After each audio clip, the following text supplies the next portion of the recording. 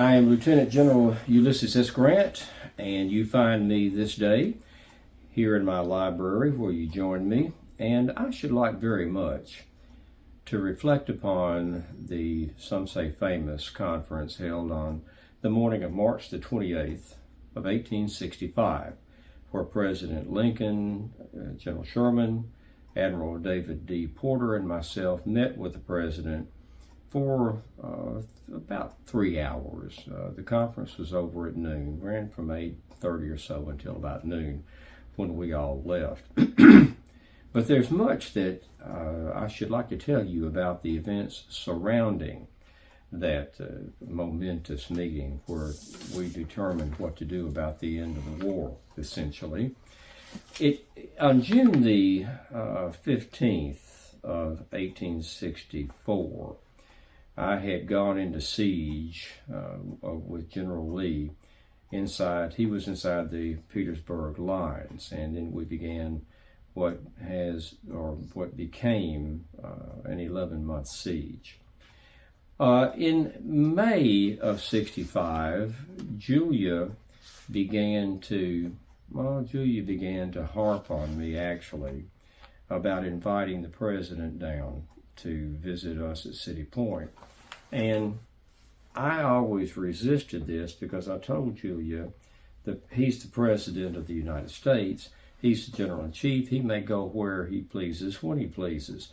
I don't have to invite him. And she said, you know, he's probably sensitive about coming to this camp because of his reputation for meddling in the military affairs in the war.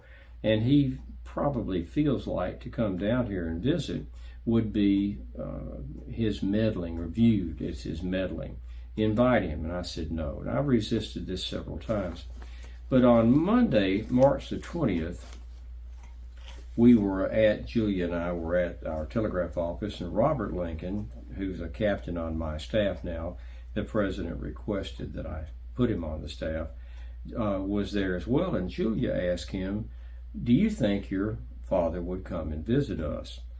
And he said, oh, I expect he would if he was invited. Julia gave me more than a knowing look. And I put up my hands and I said, all right.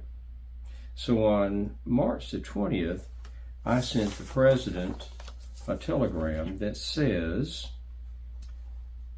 can you not visit City Point for a day or two?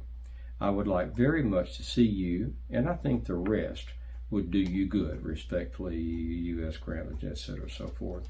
To my surprise, later that day into the evening, I got a response in cipher, of course, and it said, your kind invitation is received.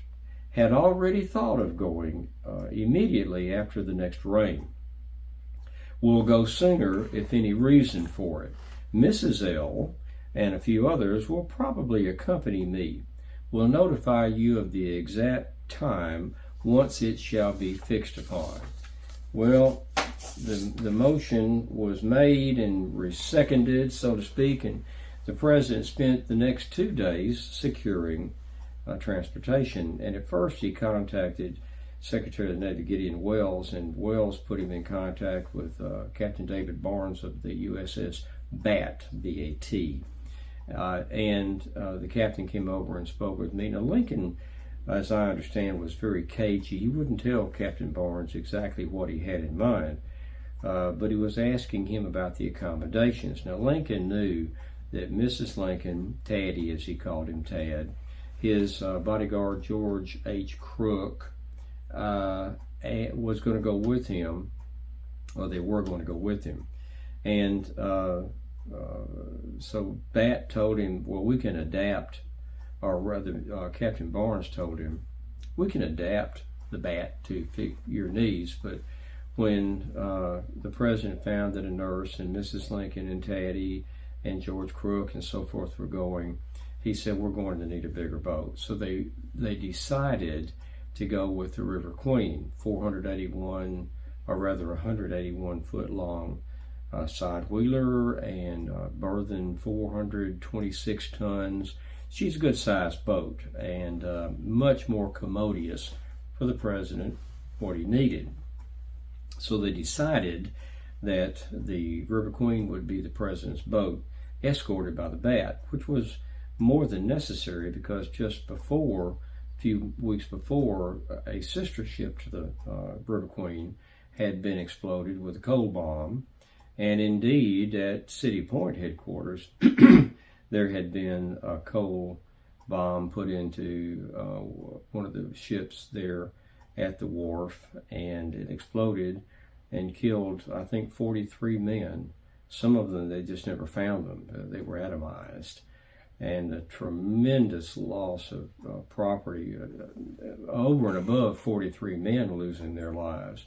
So the idea of coming from Washington City down to City Point, where the James and Appomattox rivers meet, was a bit hazardous. So the Bat escorted the president. They left the 7th Street Wharf on the morning of March 23rd, and they sailed that night. It was smooth sailing at first, and as I understand, though, when they got out into the waters of Chesapeake Bay with the ocean waves and so forth, the president and George Crook, his bodyguard, were very ill, very, very ill. And the president had a dream that the next morning they got back into the river there to go to Fortress Monroe, out of the ocean-influenced waters off the bay and into the river to go to Fortress Monroe. And Lincoln told Mary, his wife, that morning that he had dreamed the night before that the White House had burned down, and that it was on fire and had burned down. President Lincoln puts great store in those dreams, although he dismisses them publicly. Mary Lincoln puts great store indeed in those dreams. She is a subscriber to the occult. And when they stopped at Fortress Monroe on the morning of the 24th, she went ashore and got fresh water. And while she was there, they were getting fresh water. She telegraphed back to the White House to see if indeed it was all right. They told her it was all right. There was no problem. And they left that afternoon to come down to City Point and arrived at about 9 p.m. on Friday, March the 24th. Robert Lincoln was looking for them and met them. And my headquarters were up on the hill, the bluff overlooking the river. And Robert had gone down to meet them, had a few moments with his parents and with his little brother Tad. Came up and got myself and Julia, and we went down and met with the Lincolns. Now that's Friday night, March 24th. And other than the momentum gaining for us to have that meeting for the River Queen Conference, another parallel situation began to develop, because the president told Mrs. Lincoln and Julia that I want to speak with the general in private, and we left. Mary Lincoln was seated on a small sofa there in the cabin and told my wife Julia, "Please have a seat, Mrs. Grant." And Julia did so, and she sat on the sofa beside Mrs. Lincoln.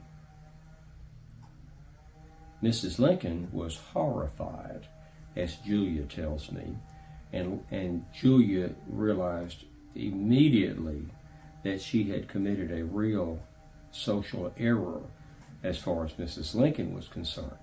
And she said, Mrs. Lincoln, I fear I crowd you, and jumped up. Mrs. Lincoln made what Julia says at best could be a weak gesture and said, no, take your seat again. So Julia sat back down, but only long enough until she could gracefully get up and move to an adjacent chair. That's where the friction began to develop. Now, Julia was staying aboard the Martin in the bay when she wasn't with me in my headquarters cabin. My men had built an addition to the cabin, about double the size of the ordinary cabin there, for her to stay with me, but she also stayed on the Martin out in the bay. Well, the Martin was closest to the pier. Mrs. Lincoln did not like that. She would not go past the Martin to get on the pier. So the captain of the Martin and the captain of the River Queen were jockeying back and forth all the time to move the River Queen closest to the pier. So Mrs. Lincoln didn't have the Martin between her and the presidential boat and the pier, and that happened back and forth several times. Well, the next day, on Saturday, March the 25th, the president was scheduled to go out to General Meade's headquarters and have a review of the troops. But about 3 or 4 o'clock in the morning, General Lee's forces had made a savage assault against Fort Stedman in our lines, and it was quite the battle going on. By 6 o'clock or so, Robert Lincoln went down to the River Queen and met his father and Taddy having breakfast, and told him that there wasn't going to be a review today. There was a fight going on, and apparently a big one. Lincoln considered what else he was going to do. He did send Secretary Stanton a telegram that said there has been, he described it, as I recall, there's been a little dust up down the line, and a little rumpus down the line, and it ended pretty much where it started. Now, he didn't intend to be disdainful of the fight. Many men were killed and wounded in it, but it turned out that, as he termed it, that little rumpus down the line was actually Robert E. Lee's last major offensive of the war there at Fort Stedman.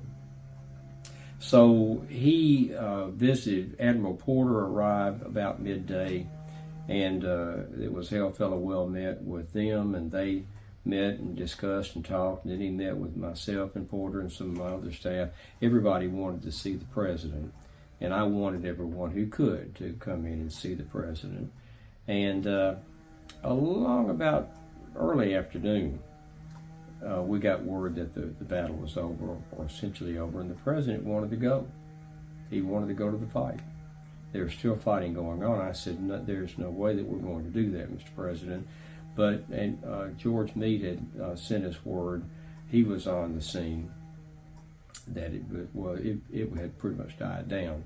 So we boarded the cars, took a ride on the cars down to Patrick Station, which we felt would be the safest place for the president to see what had happened, or what was indeed still happening.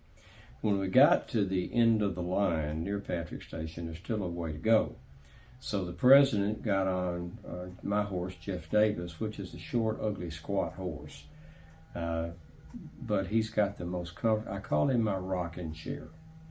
He's got the most smooth ride I've ever had on a horse. And the president was on him. I rode Cincinnati. The president's legs extended down way beyond the animal's belly, and there was a lot of joking and teasing of the president, himself leading it. I resolved that thereafter the president would ride Cincinnati and I would ride Jeff Davis, which we did. But we were riding, of course it's very muddy, been raining off and on, heavily raining, and Julia and Mrs. Lincoln were riding in an Army ambulance with Colonel Adam Badeau. Now Badeau was sitting with his back to the front facing Julia and Mrs. Lincoln, and we've corduroyed the roads, laid trees side to side so that you could get across or through the mud, which was hip deep, and the animals could move. So they're on a corduroyed road, and they're bouncing up and down. There's no suspension at all in those ambulances. Just ask any wounded soldier who's had to ride in one. And they're passing the time of day as best they can. And at one point, they were bounced so high that Julia and Mrs. Lincoln's bonnets were crushed down upon their heads. And as Badeau was talking, he's just idly chatting and passing the time, and he talked about Mrs. George Griffin, Charles Griffin, General Griffin's wife, and that she was with the party riding the horses to see the battle. Mrs. Lincoln was like striking a Lucifer immediately went into a rage and said, "What do you mean, sir, having that woman being with the president? Was she alone with the president? Do you mean to tell me that he would prefer her to be with him?" And that was the nicest thing she said. She told the driver, "Stop, let me out." She was going to walk through knee-deep mud to get to the president. She said, "Well, I'll see about this." Went into a towering rage. Now, Julia is trying to calm her down, which didn't do Julia any good as far as Mrs. Lincoln was concerned. And they did keep her from jumping out of the wagon. They had arrived at Meade's headquarters. He met the wagon. Meade took her on his arm and went to his tent. Now, Badeau told me afterward he was in misery because he knew Meade has a towering temper as well. And Mrs. Lincoln was already in a towering temper. But he walked off, and they spent a few minutes making their social graces and speaking. He escorted her back to the wagon. And she tells Badeau, "Sir," very archly as Julia described it, "Mr. Meade, General Meade, is a gentleman indeed. And he has advised me that Secretary of War Stanton himself gave Mrs. Griffin permission to be here with the party. Thank you very much." And they were able to calm that down for the moment, only through what General Meade told her. Well, the president found out about this later. When we went back to City Point, the ladies went to their various ships, the River Queen for Mrs. Lincoln and the Martin for Julia, and President Lincoln joined us actually at my campfire. And again, I had my officers and staff, everyone that could come around and join us, because everybody wanted to see the president. And he visited with us. He talked about the war, the pressure he had gotten from people wanting jobs, sisters wanting to get their brothers freed from the stockade, mothers wanting their sons who deserted or committed the crime to keep them from having them executed. The politicians, Congress had changed in the midterm elections, and he no longer had a supportive Congress. And it was so wonderful for him to sit there around the fire with us and to just be able to visit and talk. But when he left, Theodore Lyman, he's the fellow who said that I looked like I could put my head through a brick wall and was about to do it. Theodore Lyman wrote this about President Lincoln after that campfire soiree. And he said, "The president is, I think, the ugliest man I ever put my eyes on. There is also an expression of plebeian vulgarity in his face that is so offensive you recognize the recounter of coarse stories." President Lincoln was known to like an off-color coarse joke. So Lyman said, "You recognize the recounter of coarse stories. On the other hand, he has the look of sense and wonderful shrewdness, while the heavy eyelids give him a mark almost of genius. He strikes me, too, as a very honest and kindly man, and with all his vulgarity, I see no trace of low passions in his face. On the whole, he is such a mixture of all sorts as only America brings forth.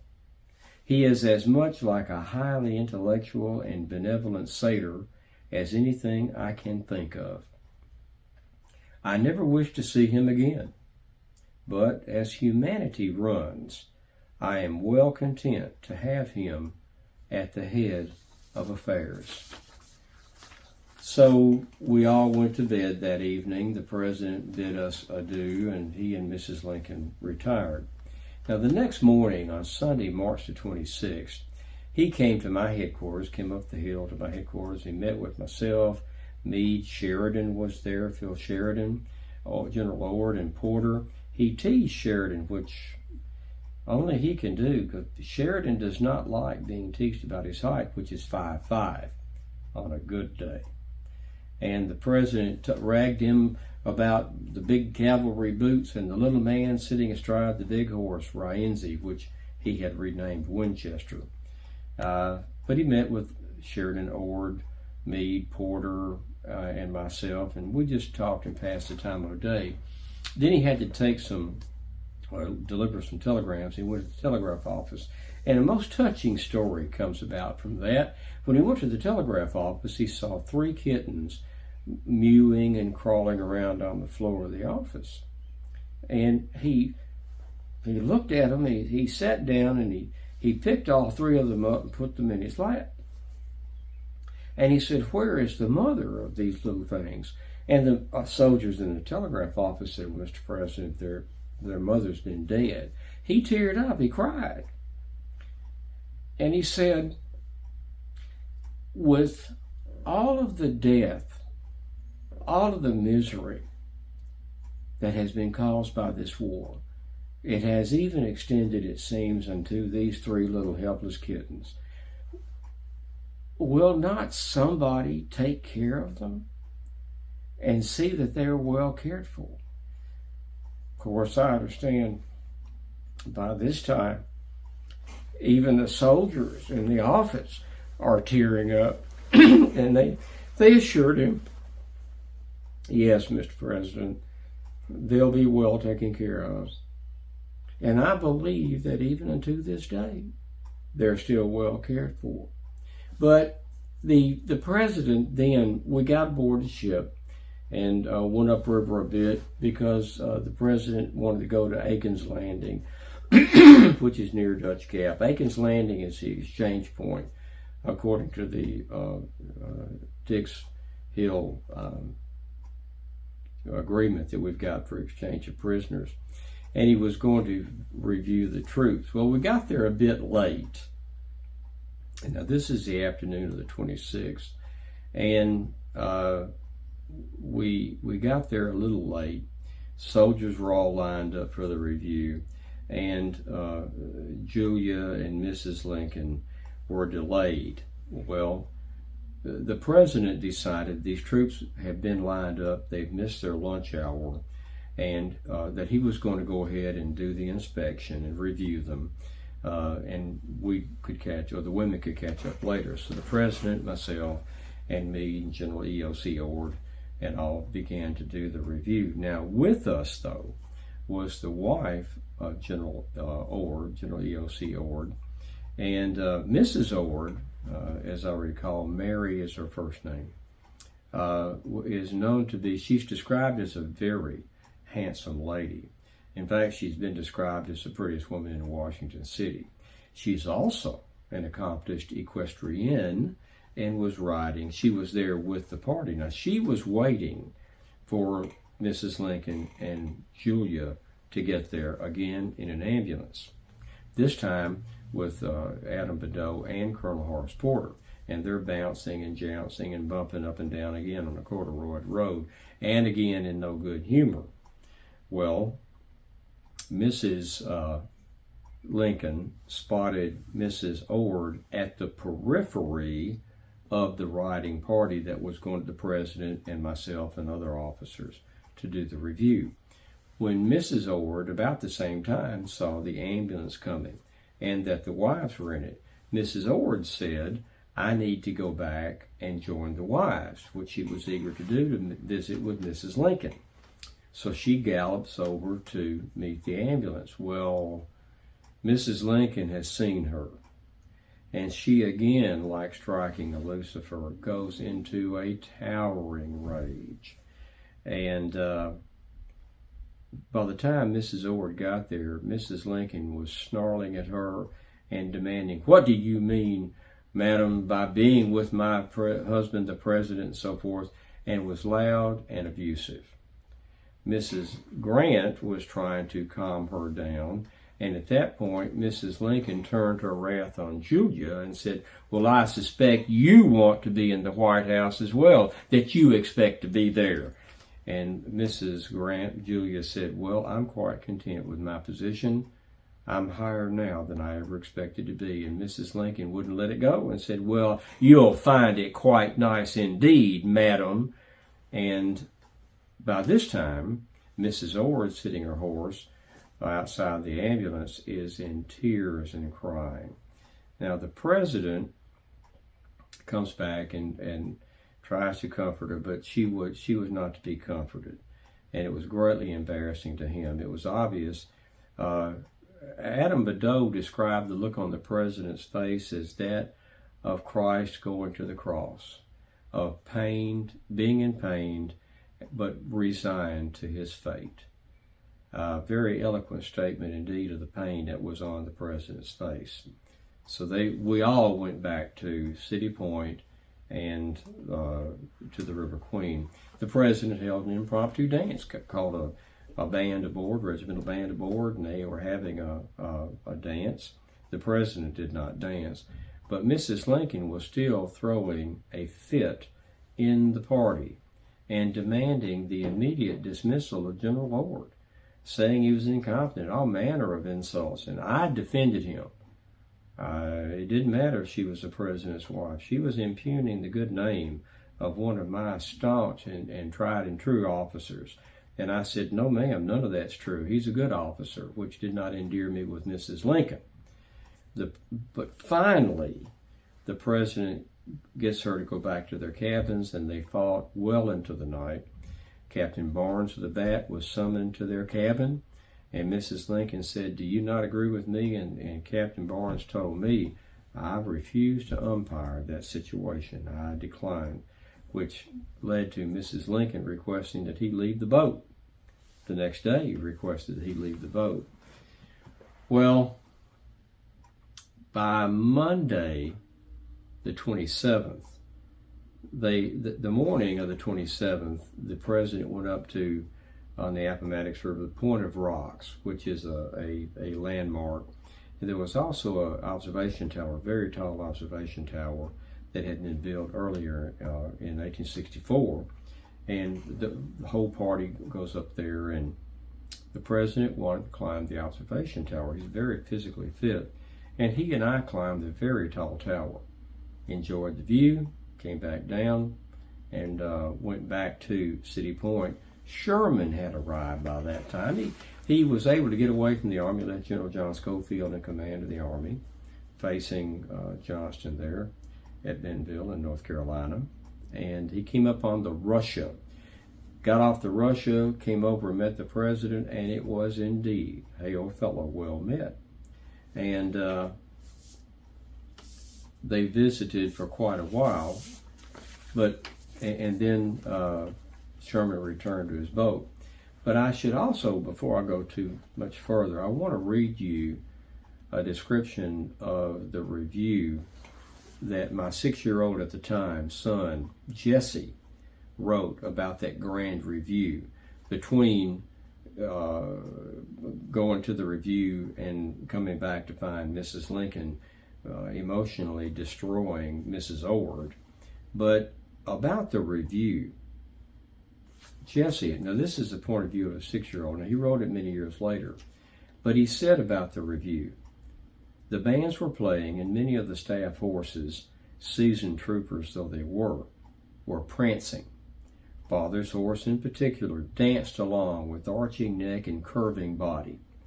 But the horse President Lincoln rode walked calmly, almost as though conscious that his burden must be carried with anxious care, while the president sat stiffly erect, the reins hanging slack from his hands. Father was but 42 years old then, but I had always looked upon him as the largest, and next to my grandfather Dent, the oldest man in the world. But beside President Lincoln, Father looked small, and for the first time I saw him as a young man.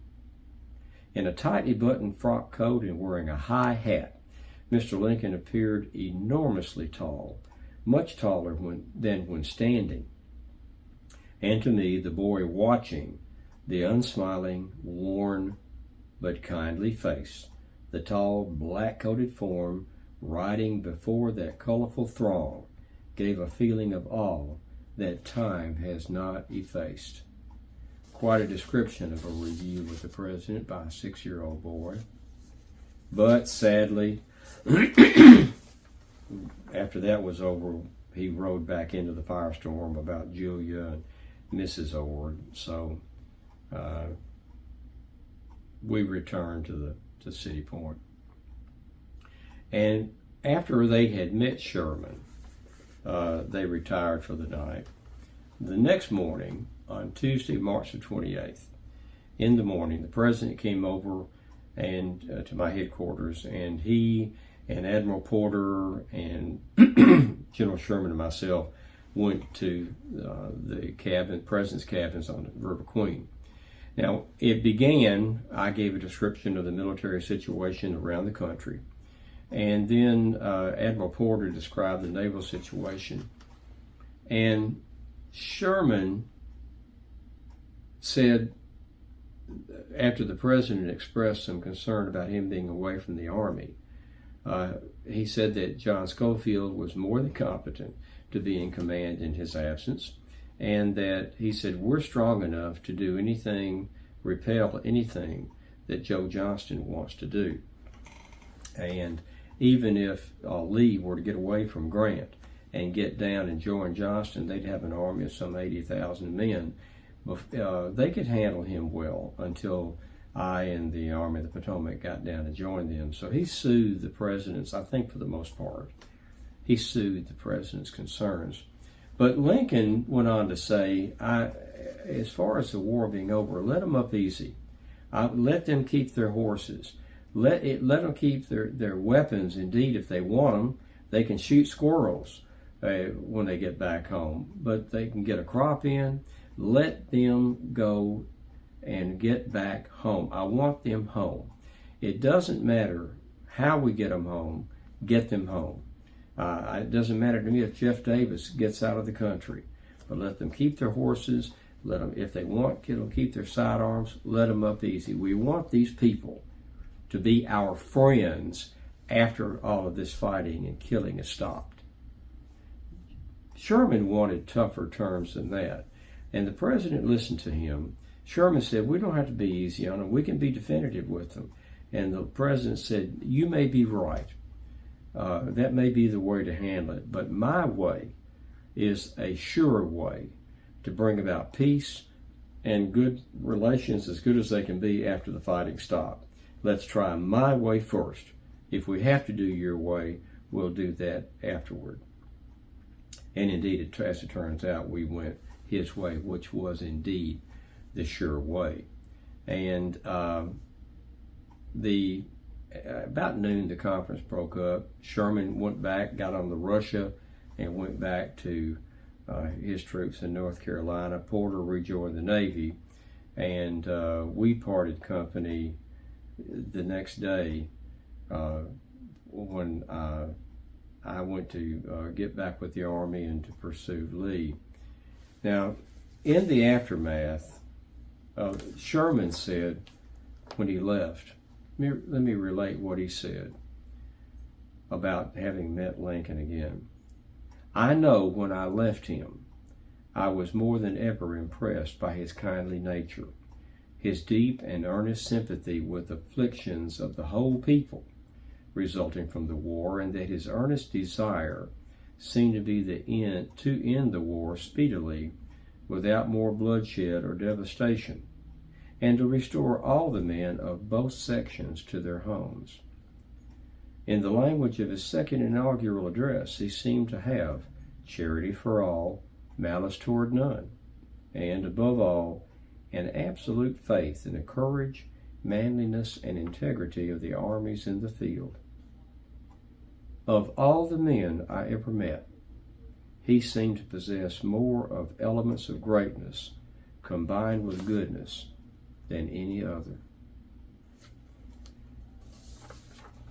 Well, Porter was back with the Navy. Sherman was back with the Army of the Tennessee. I was back working with the Army of the Potomac and going in pursuit of Lee after he evacuated Petersburg. But And ending to all of this, after the River Queen Conference, that night, Mr. Smith came aboard the River Queen on the night that we all broke up. He was shabbily dressed, like George Crook described, swarthy, shabbily dressed, nervous yet aggressive, and he demanded to see President Lincoln. And George Crook said, "No, you can't see him." Mr. Smith persisted, and he said, "I'm a heavy contributor to Mr. Lincoln's campaign, and will continue to be so. I must see him." And he was refused. He said, "I've got to see him." And George Crook said, "Well, let me ask the president." He went and asked Mr. Lincoln. Lincoln says, "I don't know him. He's an imposter. I won't see him." So George Crook went back and told Mr. Smith, "The president doesn't know you." And Mr. Smith swelled up, as Crook described it, and he said, "If Mr. Lincoln does not know me now, he will know me damned soon after he sees me." And Crook called for the guard. Mr. Smith took his leave abruptly and went down the gangplank into the darkness. Now, 2 weeks later, the president is assassinated. Now, Crook, William H. Crook, described Mr. Smith that night in this manner. "After the death of Mr. Lincoln, everyone was anxious to discover the accomplices of the murderer. I called attention to this man, Smith, who had tried so hard to be admitted to Lincoln's presence at City Point. It was known that Surratt had been at City Point at that time, and I was requested to visit Surratt and see if I could identify him as Smith. I went to court, and Taddy went with me. I had seen Surratt before the war. We had lived in the same county in Maryland. I think Smith and Surratt were the same man. It was impossible, however, for me to be absolutely sure, for Smith was ragged and dirty and very much sunburnt. He looked like a tramp, while Surratt, at the time I saw him, looked like a very sick man, pale and emaciated. In every other respect, they looked alike. The difference in appearance might easily have been brought about by circumstances or by a slight disguise. I shall always believe that Surratt was seeking an opportunity to assassinate the president at this time." So the period of several days from March the 24th of the president getting to City Point to March 28th of the morning of the 28th when we had the conference, you can see that much transpired. The conference itself lasted less than 4 hours, but much was decided, much was expressed, and much occurred during that time period. So that is all that I've got to say in reflecting about the conference on the River Queen on March the 28th of 1865. And for the moment, I must needs bring my comments to a close. I'm glad you saw fit to join me here in the library this day. And until the next time we come together and I reflect upon a person, place, or event in the war, I bid you, as Lieutenant General Ulysses S. Grant, a very fond and warm adieu.